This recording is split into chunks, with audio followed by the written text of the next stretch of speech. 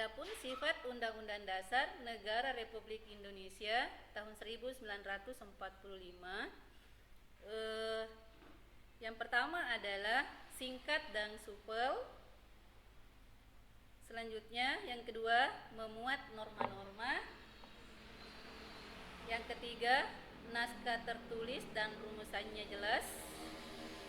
Yang keempat, peraturan hukum positif yang tertinggi. Ya, jadi ini sudah jelas sekali, sudah beberapa kali saya jelaskan bahwa Undang-Undang Dasar itu kedudukannya berada di urutan yang tertinggi dari semua peraturan perundang-undangan yang berlaku di Indonesia. Undang-Undang Dasar memiliki kedudukan yang tertinggi. Jadi semua peraturan yang ada di bawahnya itu tidak boleh bertentangan dengan Undang-Undang Dasar. Selanjutnya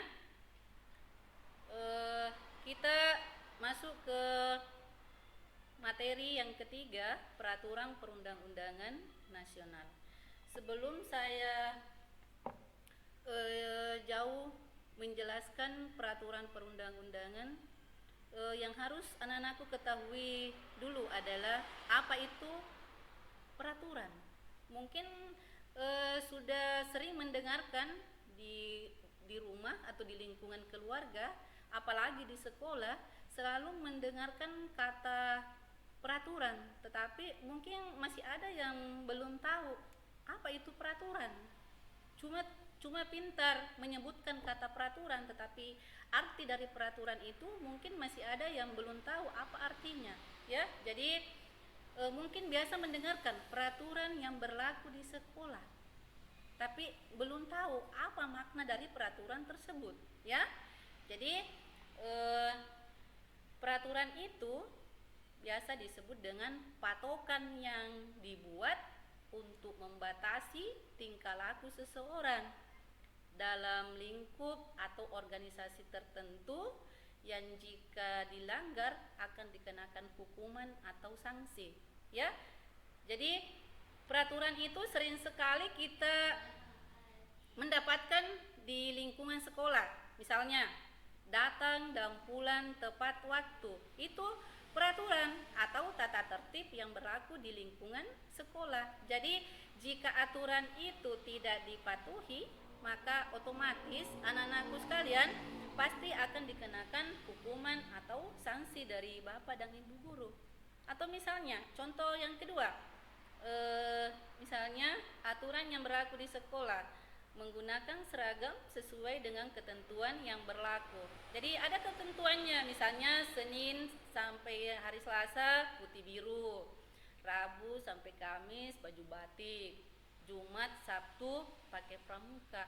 Berarti ada patokan yang harus kita ikuti. Jadi tidak boleh lagi bahwa hari Senin yang dipakai adalah baju pramuka atau baju batiknya. Nah, itu bukan lagi patokan namanya. Jadi di sini aturan adalah patokan yang harus kita ikuti, yang harus kita patuhi.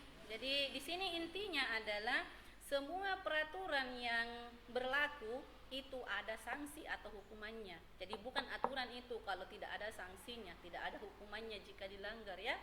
Jadi disinilah setiap orang atau setiap individu selalu merasa takut untuk melakukan suatu pelanggaran atau tidak mematuhi aturan yang berlaku karena adanya tadi sanksi atau hukuman yang akan dikenakan bagi individu tersebut jika melakukan pelanggaran, ya. Itu tentang peraturan. Selanjutnya saya melangkah ke level yang lebih besar lagi, yaitu peraturan perundang-undangan nasional. Jadi anak-anakku semua pasti tahu, nasional berarti ini berlaku dalam lingkup suatu negara. Jadi berlaku di wilayah Negara Kesatuan Republik Indonesia. Jadi tanpa terkecuali dari Sabang sampai Merauke yang merupakan wilayah Negara Kesatuan Republik Indonesia, aturan ini berlaku. Jadi berlaku bagi setiap individu, berlaku bagi setiap warga negara, ya. Jadi peraturan perundang-undangan nasional Menurut Undang-Undang Nomor 12 Tahun 2011 tentang pembentukan peraturan perundang-undangan, peraturan perundang-undangan adalah peraturan yang tertulis yang memuat norma hukum yang mengikat secara umum dan dibentuk atau ditetapkan oleh lembaga negara atau pejabat yang berwenang melalui prosedur yang ditetapkan dalam peraturan perundang-undangan. Ya, jadi di dalamnya terdapat beberapa poin. Yang pertama, peraturan yang tertulis. Berarti ada di dalam dokumen negara yang mengatakan bahwa peraturan itu berlaku dan di sini ditetapkan sejak tanggal tersebut peraturan itu berlaku bagi setiap warga negara. Memuat norma hukum di dalamnya adalah aturan yang mengatur setiap warga negara, yang mengikat setiap warga negara, yang setiap pelanggar akan dikenakan sanksi atau hukuman. Berupa apa sanksinya? Anak-anakku sekalian, sudah pernah saya ajarkan di kelas 7 dulu bahwa di Indonesia ada yang disebut dengan hukuman pokok, ada yang disebut dengan hukuman tambahan. Yang mana itu hukuman pokok? Ya, seperti hukuman denda, hukum penjara, hukum mati, atau hukum seumur hidup. Itu yang disebut dengan hukuman pokok. Inilah yang berlaku bagi setiap warga negara jika tidak mematuhi peraturan perundang-undangan yang telah ditetapkan oleh lembaga yang berwenang. Selanjutnya, mengikat secara umum. Maksudnya di sini bukan mengikat pakai tali, bukan mengikat pakai karet.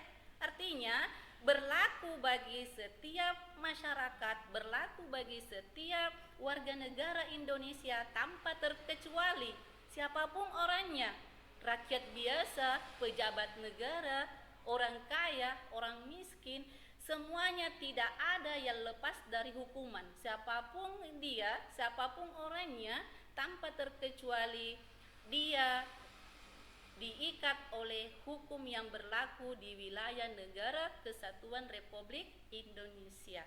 Selanjutnya, ada tadi kalimat ditetapkan oleh lembaga negara atau pejabat yang berwenang. Siapa itu? Lembaga apa yang membuat? Lembaga apa yang menetapkan peraturan perundang-undangan? Ya, jadi di negara kita sudah ada pemisahan kekuasaan, ada namanya lembaga legislatif, lembaga eksekutif, dan lembaga yudikatif. Khusus yang dibahas pada hari ini adalah lembaga yang menetapkan atau lembaga yang membuat peraturan perundang-undangan. Itulah yang disebut dengan lembaga legislatif. Yang mana itu anak-anakku sekalian? Yang termasuk dengan lembaga legislatif, di dalamnya terdiri dari Dewan Perwakilan Rakyat atau biasa disebut dengan DPR. Nah, lembaga inilah yang berwenang membuat peraturan perundang-undangan. Namun di dalam anggota legislatif terdapat juga Dewan Perwakilan Daerah yang mewakili khusus daerah provinsi. Ya, kalau DPR tadi mewakili wilayah negara Kesatuan Republik Indonesia.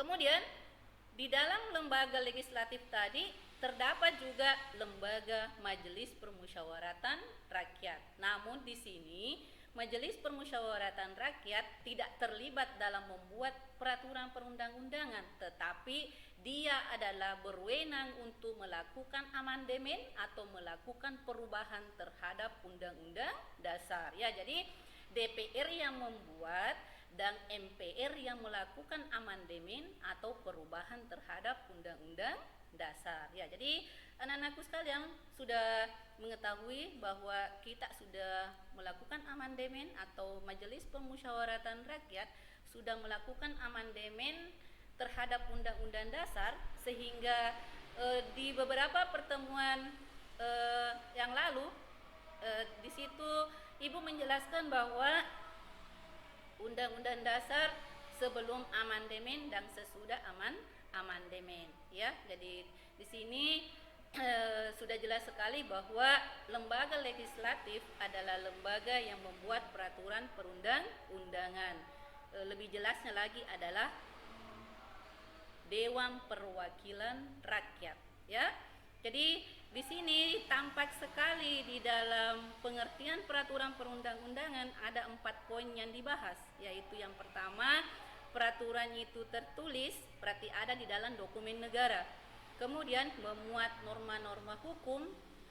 Yang ketiga, mengikat secara umum. Dan yang keempat, ditetapkan oleh lembaga atau pejabat yang berwenang sesuai dengan peraturan perundang-undangannya. Jadi itu tadi pengertian peraturan perundang-undangan menurut Undang-Undang Nomor 12 Tahun 2011.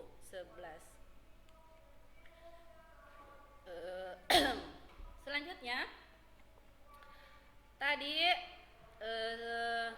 di penjelasan lebih awal dijelaskan bahwa Undang-Undang Dasar merupakan peraturan perundang-undangan yang tertinggi kedudukannya, ya. Jelas sekali dalam piramida atau dalam hierarki peraturan perundang-undangan bisa dilihat bagaimana urutannya peraturan perundang-undangan yang berlaku di Indonesia. Ada 7 peraturan perundang-undangan yang diakui atau yang berlaku sekarang di Indonesia. Yang pertama adalah Undang-Undang Dasar, yang kedua adalah ketetapan MPR, yang ketiga undang-undang atau peraturan pemerintah pengganti undang-undang, yang keempat peraturan pemerintah, yang kelima peraturan presiden, yang keenam peraturan daerah provinsi, dan yang ketujuh peraturan daerah kabupaten atau kota. Dari ketujuh poin yang saya sebutkan tadi, jelas sekali bahwa yang menempati urutan tertinggi adalah Undang-Undang Dasar. Itulah sehingga Undang-Undang Dasar dikatakan sebagai peraturan atau sumber hukum yang tertinggi di Indonesia, ya. Jadi sumber hukum yang tertinggi di Indonesia. Semua aturan yang ada di poin kedua, 3, 4, 5, 6, dan 7 harus berpedoman atau harus berdasarkan pada Undang-Undang Dasar, ya. Jadi inilah yang disebut dengan hierarki peraturan perundang-undangan menurut Undang-Undang Nomor 12 Tahun 2011. Berarti inilah yang berlaku di Indonesia sekarang yang harus dipatuhi oleh seluruh warga negara Indonesia. Itulah tadi ada beberapa materi yang saya jelaskan, mulai dari fungsi dan sifat Undang-Undang Dasar, kemudian peraturan perundang-undangan nasional, ya. Jadi mudah-mudahan apa yang saya jelaskan hari ini bisa dipahami dan bisa dimengerti oleh anak-anakku sekalian. Jika apa yang saya jelaskan barusan ada yang kurang dipahami atau ada yang tidak dimengerti atau masih butuh lagi penjelasan, maka anak-anakku sekalian bisa bertanya melalui WA pribadinya Ibu, ya. Jadi langsung bertanya saja di WA. Tapi saya berharap apa yang saya jelaskan hari ini bisa dipahami oleh semua anak-anakku sekalian, dan inilah yang bisa saya berikan. Mudah-mudahan di minggu selanjutnya kita masih bisa dipertemukan kembali dan saya bisa memberikan penjelasan di materi sambungan dari peraturan perundang-undangan yang berlaku di Indonesia.